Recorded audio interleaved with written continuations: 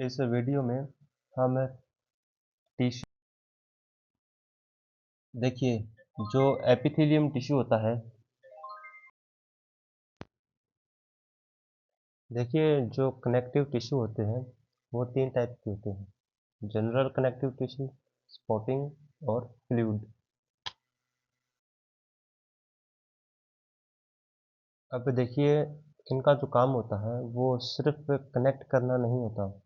इसके अलावा ये टिश्यू स्पेस को फिल करते हैं, फोर्स को ट्रांसमिट करते हैं और न्यूट्रिशन को प्रोवाइड करते हैं।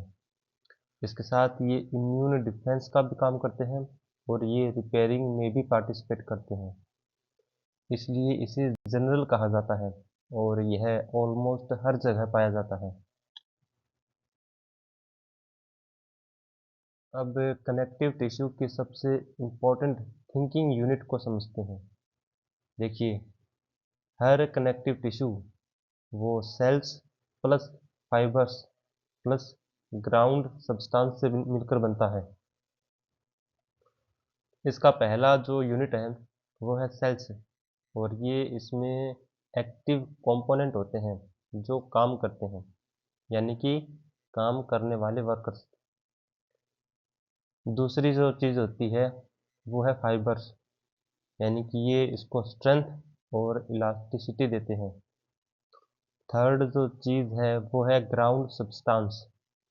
ये एक जेल लाइक मीडियम होता है जो डिफ्यूजन प्लस कुशनिंग का काम करता है। कुशनिंग मतलब जिस तरीके से एक कुशन होता है, पिलो होता है, उस तरीके से। मैट्रिक्स यानी कि फाइबर्स प्लस ग्राउंड सब्सटेंस से जो मैट्रिक्स बनती है वो ही कनेक्टिव टिश्यू की पर्सनैलिटी को डिसाइड करती है। अब सेल्स की इम्पोर्टेंस या उनके जो फंक्शन है उसको समझते हैं।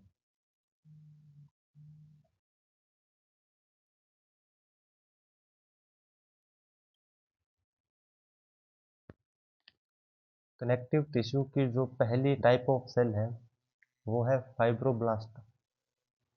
ये सबसे कॉमन सेल्स होती है कनेक्टिव टिश्यू में और ये सेल्स फाइबर्स और ग्राउंड सब्सटेंस को बनाती है, इसलिए इन्हें बिल्डर्स ऑफ कनेक्टिव टिश्यू बोलते हैं। सेकेंड जो टाइप ऑफ सेल है वो है मैक्रोफेगस, यानी कि ये फैगोसाइटोसिस का काम करती है। इसका मतलब है कि ये डैमेज और डिस्ट्रॉय हो चुकी सेल्स को खाने का काम करती है। इसके अलावा ये डिफेंस और इनके अंदर एंटीजन भी प्रेजेंट होते हैं।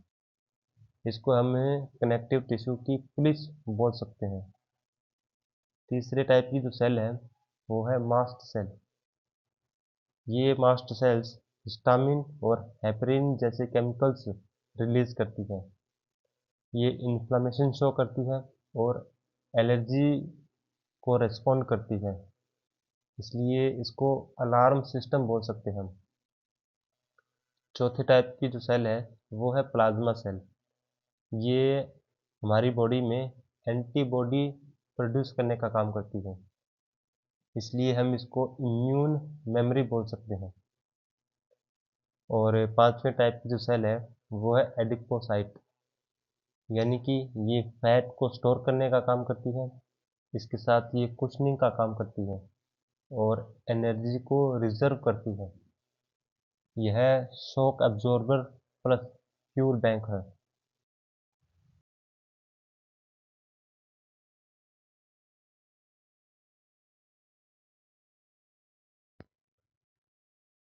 अब फाइबर्स को समझिए। देखिए जो फाइबर्स होते हैं वो टिश्यू की स्ट्रेंथ को डिसाइड करते हैं। इसमें मेनली तीन टाइप के फाइबर्स होते हैं: कोलेजन, इलास्टिक, रेटिकुलर। जो कोलेजन फाइबर होता है यह मोटा होता है, स्ट्रॉन्ग होता है और यह टिश्यू को टेंसिल स्ट्रेंथ प्रोवाइड करता है। टेंसिल स्ट्रेंथ मतलब खींचने की जो क्षमता होती है वो, जैसे कि टेंडन्स और लिगामेंट। ये स्ट्रेचिंग को रेजिस्ट करते हैं। और जो दूसरे टाइप के फाइबर्स हैं, इलास्टिक फाइबर, ये पतले होते हैं और ये स्ट्रेच होते हैं प्लस रिकॉइल होते हैं। जैसे कि कान, उसको अगर हम मोड़ते हैं तो वापस रिकॉइल कर लेता है। और ये स्किन और ब्लड वेसल्स में होते हैं। ये फ्लेक्सिबिलिटी प्रोवाइड करते हैं। और जो तीसरे फाइबर्स हैं, रेटिकुलर, ये फाइन नेटवर्क में होते हैं और ये डेलिकेट ऑर्गन को सपोर्ट करते हैं, जैसे कि लिम्फ नोड्स या लीवर्स। ये असल में फ्रेमवर्क बिल्डर्स होते हैं।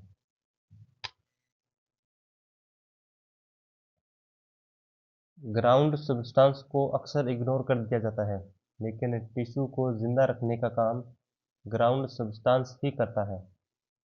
ग्राउंड सब्सटेंस में प्रोटियोग्लाइकेंस, ग्लाइकोसेमिनोग्लाइकेंस, वाटर, ये चीज़ें प्रेजेंट होती हैं और ये डिफ्यूजन से न्यूट्रिएंट्स को प्राप्त करते हैं, वेस्ट को रिमूव करते हैं और शॉक को एब्जॉर्ब करने का काम करते हैं। जब एक ग्राउंड सब्सटेंस में वाटर का ओवरलोड हो जाता है, उस कंडीशन को एडिमा बोला जाता है।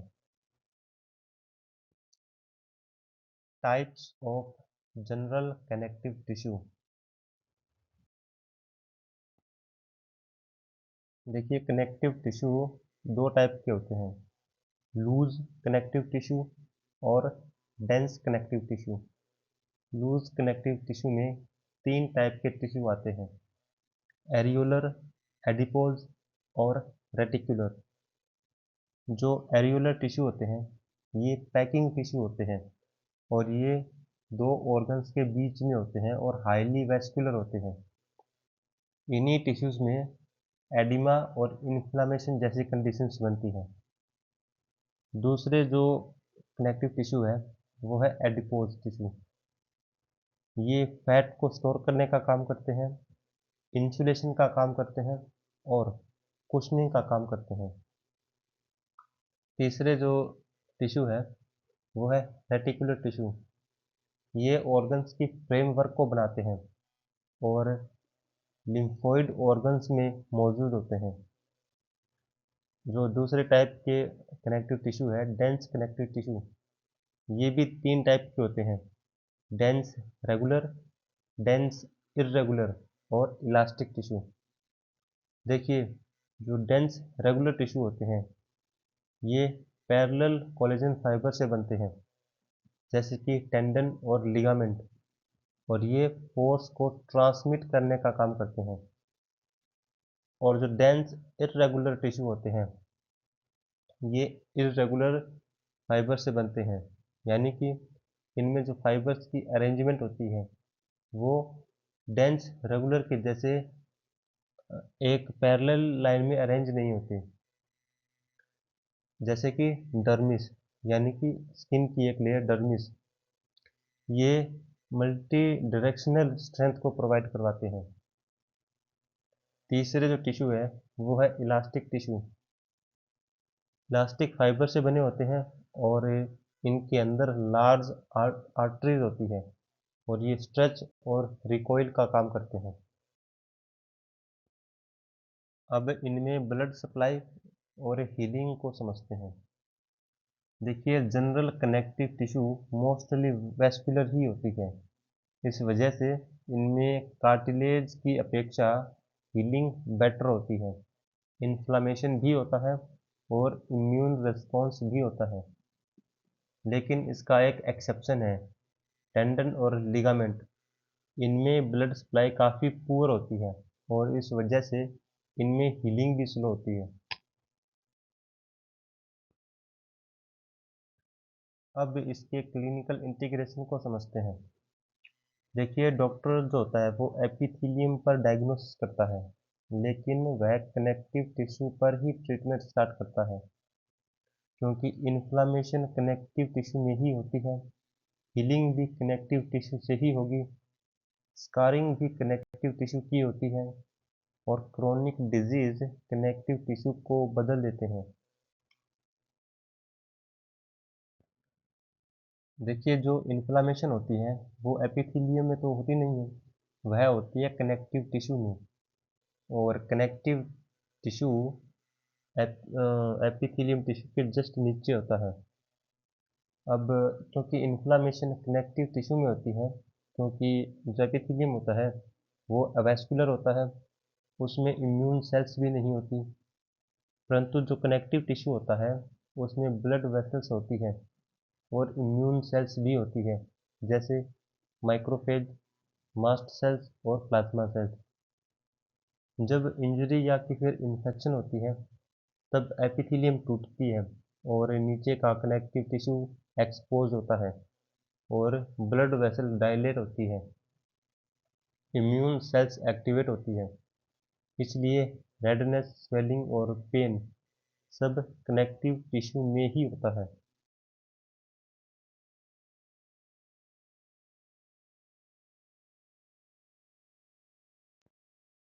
देखिए एडिमा को समझिए। एडिमा तब होता है जब आपके ग्राउंड सब्सटेंस में ज़्यादा मात्रा में वाटर कंटेंट एक्यूमुलेट होता है। देखिए जो ग्राउंड सब्सटेंस होता है वो नॉर्मली जेल लाइक होता है और उसमें कंट्रोल्ड वाटर कंटेंट होता है, लेकिन इन्फ्लामेशन या वीनस ऑब्स्ट्रक्शन या प्रोटीन डेफिशिएंसी की वजह से ग्राउंड सब्सटेंस जो होता है वह वाटर को पकड़ लेता है। इस वजह से टिश्यू स्वेल हो जाता है, यानी कि फूल जाता है, जैसे कि एंकल एडिमा, फेशियल पफनेस और इन्फ्लामेटरी स्वेलिंग। अब समझो हीलिंग का डार्क साइड। देखिए जो हीलिंग होती है वो कनेक्टिव टिश्यू करता है, लेकिन यह कनेक्टिव टिश्यू कभी कभी ओवर एंथुसियास्टिक हो जाता है। ओवर एंथुसियास्टिक का मतलब कभी कभी यह कनेक्टिव टिश्यू अपने हीलिंग के काम को ज़्यादा सीरियसली ले लेता है। और हीलिंग होती है कोलेजन के डिपोजिशन से। और जब कनेक्टिव टिश्यू में ज़्यादा कोलेजन डिपॉजिट होता है तब फाइब्रोसिस की कंडीशन बनती है, जैसे कि liver cirrhosis, pulmonary fibrosis, post surgical scars. और ये इसमें क्या होता है कि जो नॉर्मल टिश्यू होते हैं वो रिप्लेस हो जाते हैं डेंस कोलेजन फाइबर से, जिस वजह से उस ऑर्गन का फंक्शन कम हो जाता है और वह ऑर्गन स्टिफ हो जाता है। इसलिए फाइब्रोसिस को कहा जाता है कि हीलिंग गॉन रॉन्ग। अब टेंडन और लिगामेंट को समझते हैं। देखिए टेंडन और लिगामेंट जनरल कनेक्टिव टिश्यू के स्पेशल फॉर्म्स हैं, लेकिन प्रॉब्लम क्या है? प्रॉब्लम ये है कि इनमें ब्लड सप्लाई काफ़ी पुअर होती है। इस वजह से इनमें हीलिंग भी काफ़ी स्लो होती है और री इंजरी का रिस्क बना रहता है।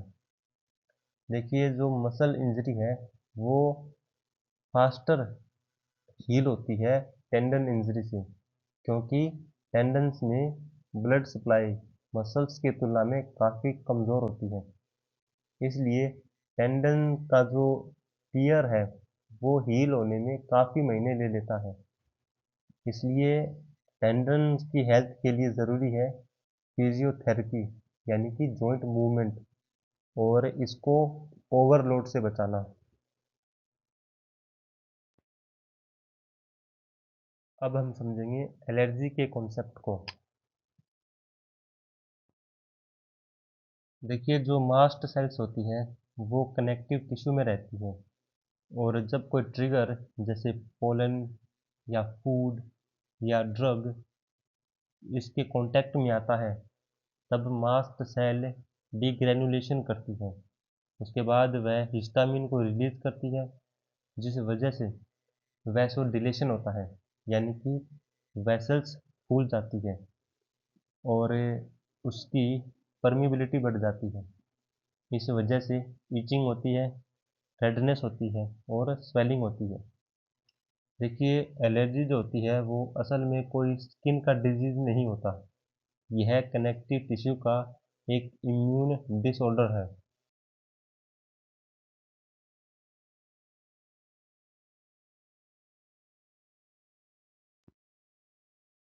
देखिए, एडिपोज टिश्यू कोई फैट टिश्यू नहीं होता, बल्कि जो एडिपोज टिश्यू होता है वह एक कनेक्टिव टिश्यू है।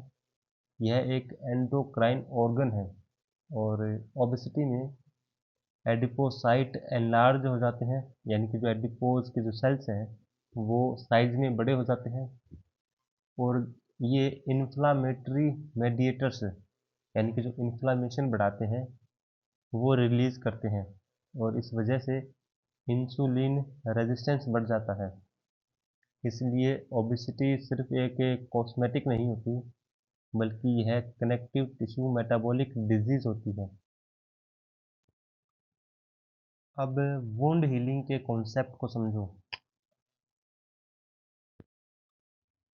देखिए, वुंड हीलिंग का बैकबोन कनेक्टिव टिश्यू होता है। सबसे पहले जो सीटी सेल्स होती हैं वो इन्फ्लामेशन शो करती है। उसके बाद ग्रेनुलेशन टिश्यू होता है, उसका फॉर्मेशन होता है। उसके बाद कोलेजन का डिपोजिशन होता है और उसके बाद रीमॉडलिंग होती है। अगर कनेक्टिव टिश्यू वीक है तो जो हीलिंग है वो काफ़ी डिलेड होती है। वूंड है वो क्रोनिक हो जाएगा और अल्सर है वो परमानेंट हो जाएगा। ये कंडीशन डायबिटिक फूट अल्सर में बनती है।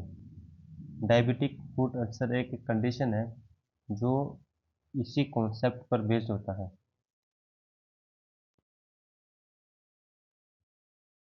जनरल कनेक्टिव टिश्यू के बाद जो दूसरा टाइप होता है कनेक्टिव टिश्यू का वो होता है सपोर्टिंग कनेक्टिव टिश्यू, जो कार्टिलेज और बोन में होता है। तीसरे टाइप का कनेक्टिव टिश्यू है फ्लूइड कनेक्टिव टिश्यू। देखिए, कनेक्टिव टिश्यू जो होते हैं उसका काम सिर्फ सपोर्ट देना ही नहीं होता, बल्कि ये बॉडी को ज़िंदा रखने वाले होते हैं। और जो फ्लूइड कनेक्टिव टिश्यू है वो बॉडी को ज़िंदा रखने का काम करता है।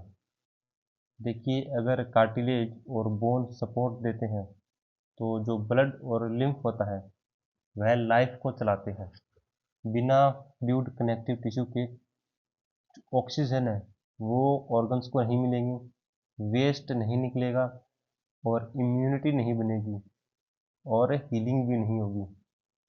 इसलिए फ्लूइड कनेक्टिव टिश्यू को लाइफ गिविंग कनेक्टिव टिश्यू बोलते हैं। देखिए, सबसे पहले इसके कॉन्सेप्ट को समझें। देखिए, जो फ्लूइड कनेक्टिव टिश्यू होता है वह connective tissue with liquid matrix होता है, यानी कि जो दूसरे कनेक्टिव टिश्यू होते हैं वे या तो सॉलिड या फिर सेमी सॉलिड मैट्रिक्स के बनते हैं। पर जो फ्लूइड कनेक्टिव टिश्यू है उसकी मैट्रिक्स लिक्विड होती है और जिसके अंदर सेल्स फ्रीली फ्लोट करते हैं। इसका यह लिक्विड नेचर ही इसे ट्रांसपोर्ट टिश्यू बनाता है और इसके मेनली दो टाइप होते हैं, ब्लड और लिम्फ। जो ब्लड होता है वह प्राइमरी फ्लूइड कनेक्टिव टिश्यू होता है। अब देखिए, ब्लड सिर्फ एक रेड फ्लूइड नहीं है, ब्लड में सेल्स प्लस प्लाज्मा होता है। बात अगर प्लाज्मा की करें तो यह लिक्विड मैट्रिक्स है जिसके अंदर वाटर, प्रोटीन्स जैसे एल्ब्यूमिन, ग्लोब्युलिन और फाइब्रोजेंस होते हैं। इसके अलावा न्यूट्रिएंट्स, हॉर्मोन्स और वेस्ट प्रोडक्ट्स होते हैं। प्लाज्मा जो होता है वह ट्रांसपोर्ट मीडियम होता है। अब बात करते हैं इसके सेल्स की। इसमें जो पहली सेल होती है वो होती है आरबीसी, एरिथ्रोसाइट्स, और इनका काम होता है ऑक्सीजन को ट्रांसपोर्ट करना और इसके अंदर हीमोग्लोबिन होता है और इसको हम लाइफ सपोर्टिंग सेल्स बोल सकते हैं। दूसरी टाइप की जो सेल होती है वो होती है WBCs। इनको ल्यूकोसाइट बोला जाता है और ये बॉडी में डिफेंस का काम करते हैं, इम्यूनिटी को प्रोवाइड करते हैं और ये बॉडी के सोल्जर्स होते हैं। तीसरे टाइप की जो सेल्स होती हैं वो होती हैं प्लेटलेट्स, जिनको थ्रोम्बोसाइट्स बोलते हैं। ये ब्लड क्लॉटिंग का काम करते हैं और ब्लड लॉस से बचाते हैं। इसको इमरजेंसी रिपेयर टीम बोला जा सकता है। अब ब्लड को कनेक्टिव टिश्यू की कैटेगरी में क्यों रखा गया है? देखिए, क्योंकि ब्लड में सेल्स होते हैं और इसके साथ मौजूद होता है मैट्रिक्स, और ब्लड ऑर्गन्स को ट्रांसपोर्ट के ज़रिए कनेक्ट करता है और इसके साथ यह इंटरनल एनवायरनमेंट को भी मेंटेन करता है। इसलिए ब्लड को कनेक्टिव टिश्यू की कैटेगरी में रखते हैं। और ब्लड एक मोबाइल कनेक्टिव टिश्यू है, यानी ऐसा कनेक्टिव टिश्यू जो मूव करता रहता है पूरी बॉडी में और पूरी बॉडी के सभी ऑर्गन्स को आपस में कनेक्ट करता है। देखिए, ब्लड के मेनली 3 काम होते हैं: ट्रांसपोर्ट करना, रेगुलेशन करना और प्रोटेक्शन करना। ट्रांसपोर्ट करता है यह ऑक्सीजन का, न्यूट्रिएंट्स का और हॉर्मोन्स का। रेगुलेट करता है यह बॉडी टेम्परेचर को, पीएच बैलेंस को और फ्लूइड बैलेंस को। प्रोटेक्शन देता है यह हमें इम्यूनिटी यानी कि WBC। क्लॉटिंग करता है प्लेटलेट्स के द्वारा। अगर इनमें इनमें से एक भी फेल होता है तो पेशेंट क्रिटिकल हो जाता है। अब ब्लड की अप्लाइड एनाटॉमी को समझिए। पहली कंडीशन जो इसमें है वो है एनीमिया। देखिए, आरबीसी या हीमोग्लोबिन की कमी को ही एनीमिया बोलते हैं। इससे ऑक्सीजन डिलीवरी में कमी आती है और वीकनेस और फटीग जैसे सिम्टम्स दिखाई देते हैं। और बात अगर कॉज की करें तो न्यूट्रिशनल कॉज हो सकते हैं, ब्लड लॉस हो सकता है और बोन मैरो फेलियर भी हो सकता है। इसमें जो दूसरी कंडीशन है वो है इन्फेक्शन और ल्यूकोसाइटोसिस। इसमें होता ये है कि जो WBC होती है उनके काउंट में बढ़ोतरी होती है और जिस वजह से इन्फेक्शन या कि फिर इन्फ्लामेशन होती है। और जो तीसरी कंडीशन है वो है ब्लीडिंग डिसऑर्डर। इसमें प्लेटलेट्स की डेफिशिएंसी की वजह से जो क्लॉटिंग फैक्टर होता है वह डिफेक्ट हो जाता है और इस वजह से माइनर इंजरी में भी काफ़ी ज़्यादा ब्लड लॉस होता है। चौथी जो कंडीशन है वो है शॉक की कंडीशन, यानी कि जब ब्लड वॉल्यूम काफ़ी गिर जाता है और टिश्यू परफ्यूज़न भी गिर जाता है। इस वजह से इसमें लाइफ थ्रेटनिंग कंडीशन बनती है, क्योंकि ब्लड वॉल्यूम के गिरने से हार्ट के पंपिंग फंक्शन में भी कमी आएगी और उस वजह से ऑक्सीजन में भी कमी होगी और इस कंडीशन में इंसान की मौत तक हो सकती है। अब लिम्फ्स को समझिए। लिम्फ क्या होते हैं? देखिए, लिम्फ टिश्यू फ्लूइड होते हैं जो लिम्फ वेसल्स में एंटर करते हैं। देखिए, जो ब्लड होता है वह एक क्लोज लूप में होता है, वेसल्स के क्लोज लूप में। पर इसमें से कुछ प्लाज्मा लीक आउट कर जाता है कैपिलरीज से, और कैपिलरीज और जो सेल्स होता है उसके बीच का जो स्पेस होता है उसमें जब कुछ अमाउंट ऑफ प्लाज्मा लीक कर जाता है तब यह प्लाज्मा लिम्फेटिक सिस्टम में चला जाता है और वहाँ से यह रिसाइकल होता है वापस आपके ब्लड में। और ये जो लीक्ड प्लाज्मा है इसी को लिम्फ बोलते हैं।